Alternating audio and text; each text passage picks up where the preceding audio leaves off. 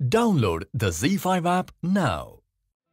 Zee मराठीवरील देवमाणूस ही मालिका आणि यातील कलाकारांनी प्रेक्षकांच्या मनात खास जागा निर्माण केली आहे. आता या मालिकेचा तिसरा भाग लवकरच प्रेक्षकांच्या भेटीला येतोय. 2020 मध्ये सुरू झालेली ही मालिका आणि यातली डिंपल, मंगल, बाबू नाना, सरू आजी आणि खट्याळ टोन्या हे पात्र आजही सगळ्यांच्या लक्षात आहे. 2 वर्षांनंतर मालिकेचा मध्यांतर दाखवला जाणार आहे. त्यामुळे वाड्यात पुन्हा एकदा सरू आजीच्या मजेशीर म्हणी आणि टोण्याची मस्ती पाहायला मिळेल. यावेळी कोणते नवीन ट्विस्ट असतील आणि कोणते कलाकार दिसतील याची उत्सुकता सगळ्यांनाच लागली. पण तुम्हाला माहितीये का, मालिकेतील लाडका बालकलाकार टोन्या म्हणजेच विरल माने आता मोठा झालाय. मालिकेत शाळेला दांड्या मारणारा टोन्या आता कॉलेजमध्ये जातोय. विरल सध्या मुंबईतील MD कॉलेजमध्ये शिक्षण घेतोय. अभिनयाची आवड जोपासताना तो कॉलेजच्या नाट्य विभागातून अनेक एकांकिकांमध्येही दिसतोय. अभिनयाबरोबरच त्याला डान्सचीही प्रचंड आवड आहे. आपल्या सोशल मीडियाने तो नेहमीच त्याच्या एकांकिकेचे आणि डान्स परफॉर्मन्सचे फोटो आणि व्हिडिओ सोशल मीडियावर शेअर करतो.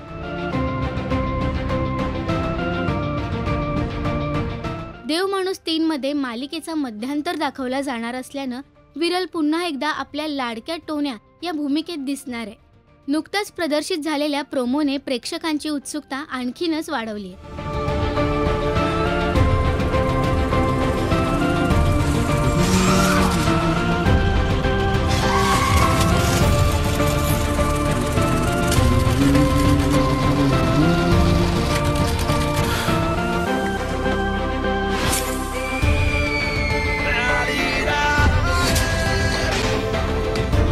पहिल्या 2 भागांप्रमाणेच तिसऱ्या भागातही काय नवीन ट्विस्ट आणि टर्न्स असतील हे पाहणं आता रंजक ठरणार आहे.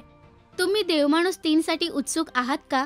आणि तुम्हाला विरलने साकारलेलं टोण्या हे पात्र आवडलं का? हे आम्हाला कमेंट करून नक्की सांगा. मराठी टेलिव्हिजन विश्वातील बातम्या, अपडेट्स आणि गॉसिपसाठी सबस्क्राईब करा राष्ट्रीय मराठी शोबज.